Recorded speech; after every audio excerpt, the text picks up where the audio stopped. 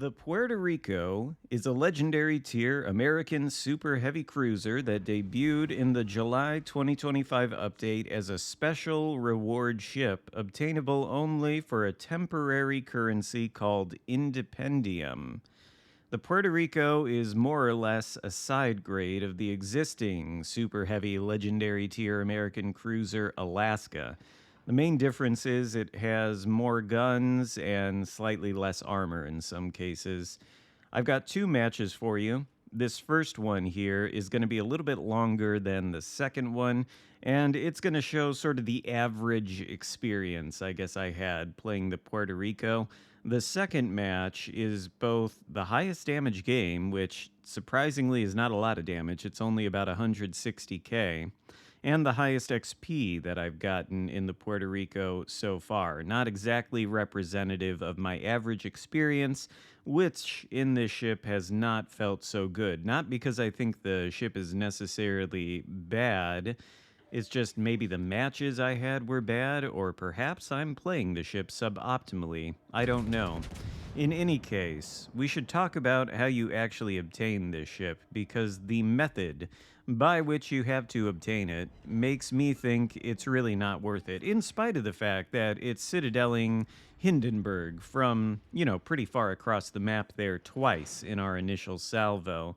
But in order to get the Puerto Rico, the mod on the official World of Warships Legends Discord server named Fives, he put a helpful breakdown. There's 6,000 Independium in the campaign if you don't buy the Admiralty backing, but you do get an additional 12,000 if you do. That's a total of 18,000 by completing the campaign with the Admiralty backing.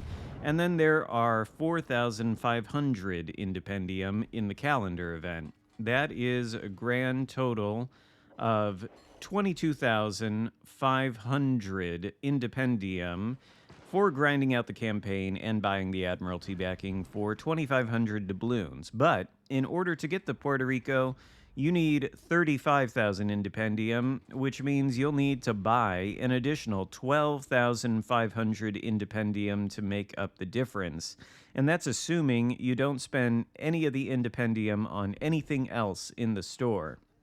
In that case, you could buy 25 of the random bundles, which each give 500 Independium for a total of 18,750 doubloons, which means all in all, if you're going to get the Puerto Rico, then between the Admiralty backing for the campaign and the Independium that you'll just have to straight up buy, you would be spending 18,750 doubloons. I suppose you could look at that in one way and say it's a discount on a legendary tier ship. I think if they were going to sell it straight up, it would probably cost around 35,000 doubloons. In this case, you're spending just a little over 20,000 doubloons in order to acquire the thing, but that involves grinding out the entire campaign and the entire calendar event, which, with a calendar event, more or less means you have to play this on a daily basis for the duration of the update. So it's quite a lot of work to still have a very expensive ship to acquire at the end, and for that reason I don't think it's really worth it. You can go to the Bureau, start the Alaska Bureau project for free, and just complete it over a fairly long amount of time, but if you do that and get the Alaska, it's going to give you a similar experience to the Puerto Rico. If you already have Alaska, I don't know why you would want to spend all the effort getting this ship. Now, we'll run down the stats, and I'll show you my commander build as we continue on in this initial battle. I've been testing out the ship with the new Star Trek commander, Captain Janeway, although I'm sure any American cruiser commander on here would do. We can talk more about Captain Janeway once I cover the USS Voyager, the Star Trek American cruiser. But here's the build. This is sort of a combination of the cruiser skill tree of Norman Scott and the other American cruiser captain, the free-to-play one, whose name escapes me right now. This captain has ingenious, but she also has beyond range. I think both of those things are quite nice to have on American heavy cruisers, and that's why I'm using her. Her special skill also deals more damage against cruisers if the cruiser has 50% or more HP, which is a weird little gimmick. So, some of her skills are going to be affecting the stats here.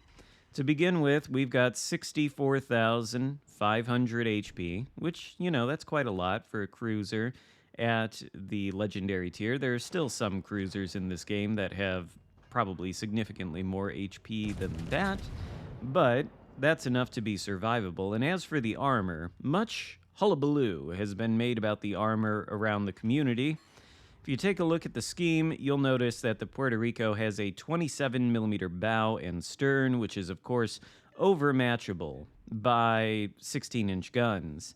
And there's 16-inch guns and larger at the legendary tier for pretty much every battleship except cases like the Borgonia or the Colombo. They wouldn't be able to overmatch the bow and stern, but practically everything else would. Now, that being said, the deck armor on the Puerto Rico is 114 millimeters, which is enough to bounce literally any battleship shell. Same thing with the upper belt armor on the side, 38 millimeters. And then it's got a lower belt armor that's a bit thicker, so you certainly can protect yourself from battleship caliber shells. And even if they do hit your armor scheme and penetrate it, well, the citadel for the Puerto Rico is underwater. And that is going to mean that it's difficult to hit, especially at close range. I've gotten away with so much nonsense in this ship. By the way, take a look at this. My main battery turret on the front, the super firing one, has been broken. I missed that when it happened during the gameplay here, but that has actually happened to me twice with that exact same turret. Got another battle, I don't think I have it recorded, where the same thing occurred, and I think I was angled away at the time too. I don't know what that really says about the turret survivability on this ship. It's only happened to me twice, but it is a little bit annoying because now we've been reduced to a backwards Alaska. But we're still going to have some pretty good results in this game, despite the fact that we've lost 25% of our firepower, which should just serve to demonstrate that the ship is pretty decent. It's certainly not a bad one. In any case, back to the armor. I've been shot at broadside by so many battleships and cruisers, and I don't think any of them have citadeled me. The only time I know for sure that I was citadeled in the Puerto Rico was when I was fighting our old friend Jim Leahy. He's a regular viewer of the channel and the streams. He was in the Preußen in some match on Two Brothers. I think he shot me over an island from about 12 kilometers away, and he did say that he hit my citadel once. But other than that, I don't know that I've been citadeled at all. And when I've shot at Puerto Ricos that I've seen out in the wild, broadside, I've gotten some decent damage from AP pens against their broadsides, but I have not actually gotten a citadel on one. The citadel's just so far underwater that it's highly resistant to being hit. Doesn't mean it can never be hit, it certainly can, but I think you need some plunging fire in order to do it. If you're at close range, and you shoot at the broadside, you can aim at the waterline, but there's still a pretty good chance your shells are just going to go right over the citadel. And they may net you some AP pen damage, they may net you some overpens, but they probably won't hit the citadel. That, along with the side plating and the deck armor, makes the Puerto Rico tanky enough. There are people out there saying it shouldn't have 27mm bow because Alaska has 32.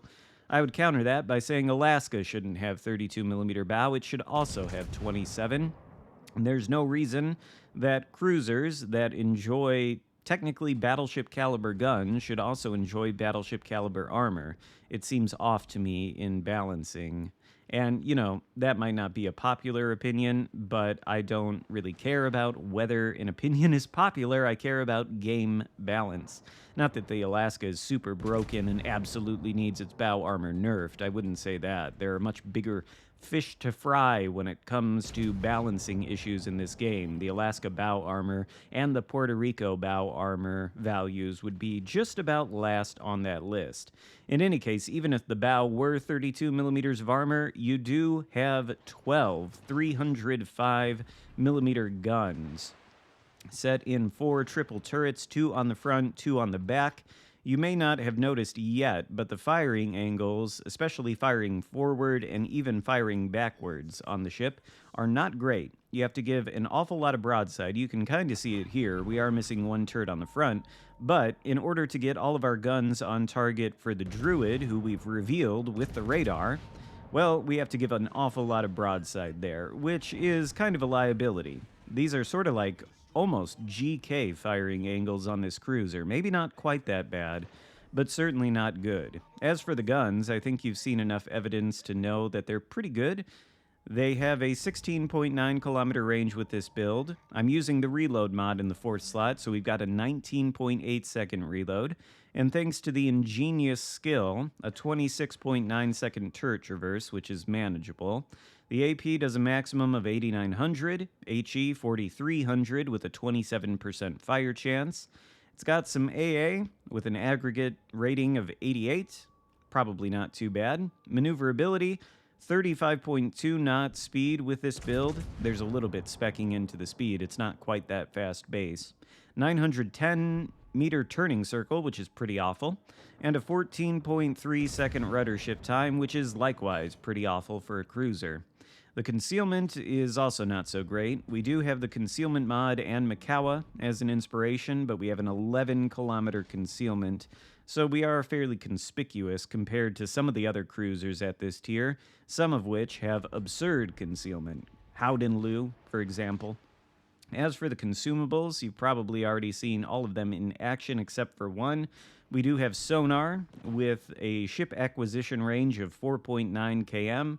Lasts for 100 seconds. Then we've got, of course, the American radar with a 30-second duration, 9.9 kilometer range. And then finally, a repair party, which is just a conventional cruiser repair party, not a super heal or anything like that. Doesn't restore any more HP than you would expect. So all in all, I think the ship is decent. I've had a decent time with it. I've played about over 20 matches. Let's see, we'll look at my specs page. I'm not filming it though, so I can't really put it in the video, but I've got 24 battles in the ship so far with a 63% win rate. And, you know, I'd say that's fairly good. Demonstrates that the ship is all right, but I just wouldn't recommend getting it.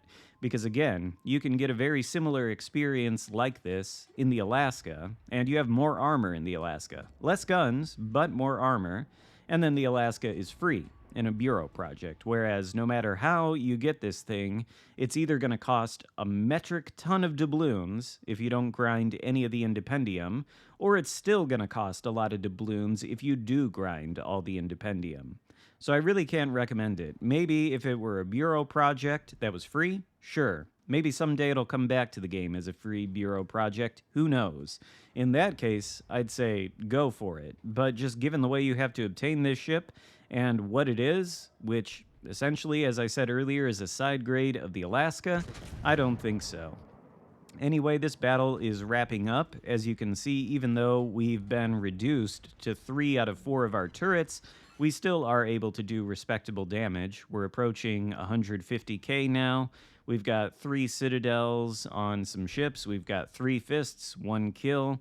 We got to use the radar to discover and sink an enemy destroyer. In the second match, we won't really get to do that. All that's left on the red team are the Yamato and some cruiser way out there. We've just got to take them out. Even if we don't, though, there's only about a minute left to go in this game. There goes Yamato. That just leaves the cruiser. So this battle is going to wrap up now. USS Voyager. We'll have to cover that next, maybe this weekend if I've got some time. Do we get the killing blow on Voyager? By the way, the AP on these guns is the typical American cruiser AP. It does seem to have great pen angles, as some cruisers have unfortunately found out. And the shot is out. It does not quite kill the Voyager, but it does take off most of his remaining HP. Probably one of our teammates is going to swing in here and yoink the kill before the battle is over, but maybe not. The Voyager doesn't seem to be moving. He actually seems to be coming to a complete stop, so another shot out. And, well, yep, one of our teammates does take him out, but we get 5 fists for the helping hand. Great medal, of course. As for the results in the battle, 150,000 damage done with the Dreadnought medal and the helping hand. We're 4th on the leaderboard with 2,500 base XP, so we had some pretty decent teammates in this one. Kind of nice to see. GG's to all of them. On to the second game, where I think at this point I've said all I really need to say about the ship in order to have you make your own decision. As you can tell, I wouldn't really recommend going for it. The Wisconsin is a great campaign ship. I think that's pretty much all you need. The West Virginia, likewise, I didn't recommend going for basically the same reason. Too much money for what you get. So Wisconsin, I'd say, in this update, is the new ship that really should be after. That's the only one I would really recommend. Again, not that this ship is bad. In fact, you're going to see it essentially carry this match. We have spawned near the Alpha flank, and of course, the battleships that spawn with us, if you take a look at the minimap, one of them is heading to the center. The other one is staying right inside of his spawn location and simply reversing. So we're going to be pushing out here to the Alpha Cap with quite literally 0 assistance from anybody. And that's difficult. Like I was saying earlier, the Puerto Rico is tanky enough in spite of the 27mm bow, provided you position it properly. But if you find yourself in a scenario where you're the only ship on a flank, and therefore the only thing that any of the enemies you're facing are able to shoot at, you're not going to have a good time. So we see Worcester here in the center of the map. We could potentially shoot at him, but we declined to do so because we have not spotted whatever's on this flank. One thing is a Preußen, and we're broadside to him. Had we shot at that Worcester, the Preußen would be able to shoot at our broadside. He might be able to Citadel us. Even if he doesn't, though, I'm sure he would chunk us for a lot of HP. So instead, we're going to begin angling away, and we're going to take a shot at the Preußen. Again, we are completely alone on this flank, so we're going to have to deal with the Preußen essentially ourselves. However, the battleships from the center do have shots on the Preußen. Somebody takes a gigantic chunk out of him, and so does the AP on the Puerto Rico. 18,000 damage done to the Preußen in the initial salvo. We've also got Des Moines pushing in, and it looks to me like it's only Des Moines and Preußen on this flank, but I don't think we can push straight into them. Des Moines can melt us with his DPM. Preußen can overmatch our bow plating, and even if he doesn't, his guns are super accurate. He could dial them into the superstructure, which is quite large, and we just end up taking a lot of damage. So of course we're going to point our bow towards safety in a kiting position, and we're going to try to hold this area as long as we can, shooting some AP at the Des Moines, trying to sink him. He's giving us too much broadside for some reason. I don't know what he's actually shooting at, but you don't want to give the Puerto Rico broadside if you're also in a cruiser. You don't want to do that to any American cruiser. The Des Moines, you would think, should know that, but, you know, he presents the Citadel to us, and we hit it 3 times, twice? I don't know. In any case, he's got no HP left, but he's pointed his bow at us, and, well, we can aim at a superstructure or guns, we can pen the superstructure, we can break the guns. I don't think it's necessarily going to be reliable. I'd say the accuracy on Puerto Rico is decent, but it does suffer a little bit from that super heavy cruiser syndrome where it's got really hard-hitting guns, but they aren't necessarily the most consistent. You know what is consistent, though, is HE, so we'll switch to that. We're going to have to turn around because we're apparently the only ones providing ourselves vision of the Des Moines. Each team loses a battleship right off the bat, because of course they do. And the Des Moines is just sitting there stationary, I think shooting HE at us, which would be a bit of an issue. We're going to shoot HE in return at him. We get 1 fire.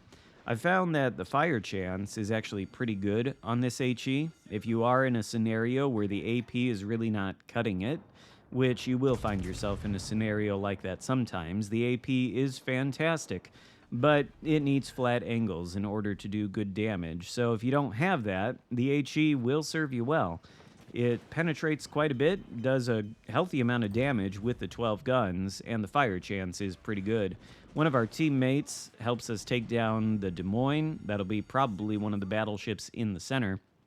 Perhaps I shouldn't say that I'm dealing with this flank completely alone. We did have assistance from our teammates. They were able to damage the Preußen a lot. They help us take down the Des Moines. Preußen is on the retreat, so the Alpha Cap may in fact be clear. Meanwhile, on the other side of the map, we've got our friendly destroyer pushing in to the Delta Cap, taking that. Nobody's yet claimed Bravo, so we'll head on over to the Alpha Cap. I think, though, even though we do get some help from our teammates, their positioning is not great, particularly the battleships. I don't know why.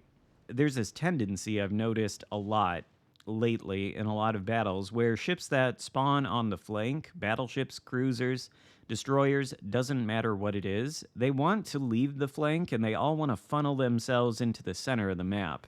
Doesn't matter which map it's on, I see it happening constantly and I don't get it, particularly when it comes to cruisers. You don't, I think, if you spawn on a flank in a cruiser, the worst thing you could do is go to the middle of the map. If you're on a flank, then it means the enemy ships can really only shoot at you from one direction, which would be toward the center of the map, depending on, what flank you're on, either to the left or the right-hand side of the screen. And that means you can protect yourself more easily because you've only got to angle against one part of the map. Whereas if you go into the center in your cruiser, doesn't matter what cruiser it is, it could be this one or literally any other one, but if you go in the center, then that means you have to worry about ships shooting at you from both flanks. Seems like a terrible place to put a cruiser. And yet, I see all the time people spawning on the flanks and going straight for the center. Same thing with the battleships. The battleships in this game, there were a couple that spawned on our flank. Both of them abandoned it. One of them, I think, is just sailing around in the back of the map, still alive. The other ones went straight into the center cap, and you'll notice 3 of them have sunk. I don't think that's any coincidence. Speaking of sinking battleships, there goes the Vermont for our first kill of the game. And at this point, the only things that appear to be on this flank are the Worcester and some cruiser whose last known location was near here, but I don't think we've identified it yet. Spoiler alert, it's a Minotaur. As for the Preußen, seems like he's retreated and is headed toward the opposite end of the map, which means, with our HP still being at a very healthy 47,000, if we push in here, all we've got to deal with are the Worcester and whatever other cruiser that is. And of course, the Puerto Rico, if it excels at anything in particular, it would be at demolishing enemy cruisers. There's Worcester. He's about to demonstrate exactly why I'm telling you that pushing your cruiser into the center of the map generally doesn't make a lot of sense. There's one Citadel on the Worcester. You see, he's got our teammates directly in front of him. He's got at least one on the other flank on the other side, and then he's got us here. So he's got nowhere to angle. Minotaur inside of the cap. We're able to lob some of the shells over the island. They are some floaty American shells, of course. So they are very lobbable against, or over islands, rather. Worcester is correcting the angle. He's still broadside to that cruiser on the other side of the map, but I think that cruiser is potentially tied up with a battleship in front of him behind the island.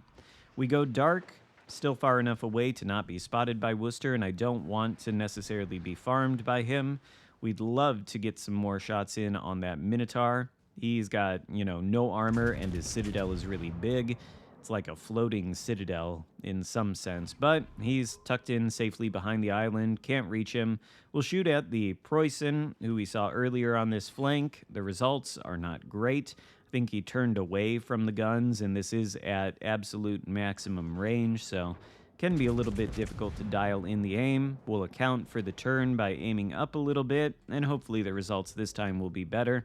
but I'm sure these guns do lose a little bit of penetration over range, and of course the Preußen's got a lot of armor. Yeah, there's 4 shatters there, 3 overpens, probably a lot of superstructure hits.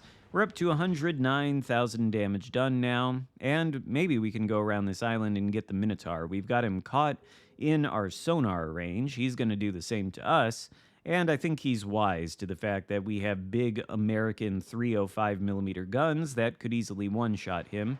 So he doesn't want to come around the island, but apparently the Worcester does. There's a shot out at him, and, well, a bunch of overpens, because I think we aim a little bit too high there, and we go right over the Citadel, which is something that will happen to you if you're playing to Puerto Rico and you're broadside from time to time. You don't want to do that. You don't want to make it a practice, but a lot of times I think shells will miss your Citadel. That's okay, though.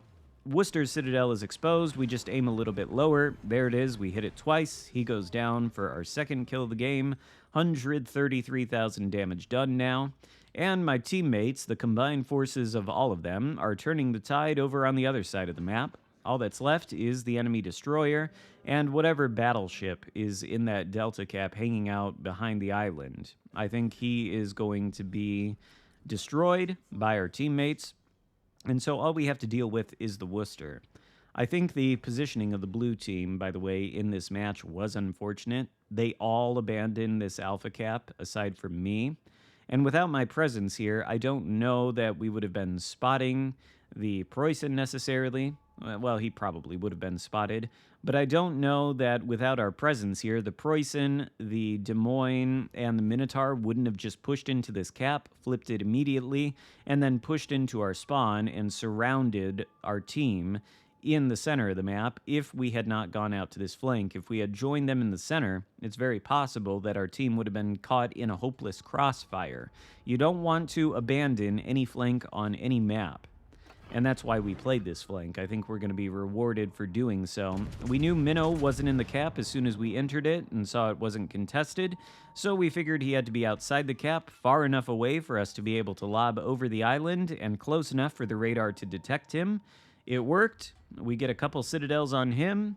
We're up to 9 citadels in this battle, and he's still caught with our radar. So, of course, we can't lob over this part of the island right here. Maybe we can. No, we can't. The shells are just going to hit the island. But because of our spotting... Oh, we do get him with 1. But because of our spotting and the damage from our team, he goes down. Just the destroyer left. We'll finish out this game by securing the cap. The team will kill the destroyer, and that's the end of that match. 158,000 damage and 3,700 base XP. That's the best result I've gotten so far in the Puerto Rico. All in all, decent ship. Not worth pursuing, though, is my opinion on it. Let me know what you think in the comments. Give the video a thumbs up. Consider subscribing if you haven't already. And I'll see you next time. Goodbye.